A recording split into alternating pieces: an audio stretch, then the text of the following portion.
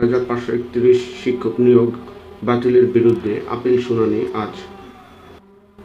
সরকারি প্রাথমিক বিদ্যালয়ের সহকারী শিক্ষক পদে তৃতীয় ধাপে ঢাকা ও চট্টগ্রাম বিভাগে নিয়োগ ৬,৫৩১ জনকে নির্বাচন করে প্রকাশিত চূড়ান্ত ফলাফল বাতিল ঘোষণা করে রায় দিয়েছে হাইকোর্ট। ওই রায় স্থগিত চেয়ে অধিদপ্তরের করা লিভ টু আপিলের অনুমতি চেয়ে আবেদনের উপর সুপ্রিম কোর্টের আপিল বিভাগের শুনানি হওয়ার কথা রয়েছে আজ সোমবার ৩ মার্চ। প্রধান বিচারপতি সৈয়দ রেফাত আহমেদের নেতৃত্বাধীন সুপ্রিম কোর্টের আপিল বিভাগের পূর্ণাঙ্গ ও নিয়মিত বেঞ্চে শুনানি হওয়ার কথা রয়েছে।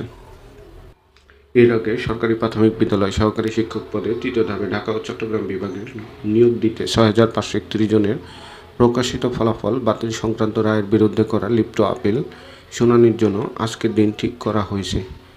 আবেদনকারীর পক্ষে সময়ের আর্জির পরিপ্রেক্ষিতে রোববার ২ মার্চ আপিল বিভাগের জ্যেষ্ঠ বিচারপতি মোহাম্মদ আশফাকুল ইসলামের নেতৃত্বাধীন ৩ সদস্যের আপিল বিভাগ এ দিন রাখেন।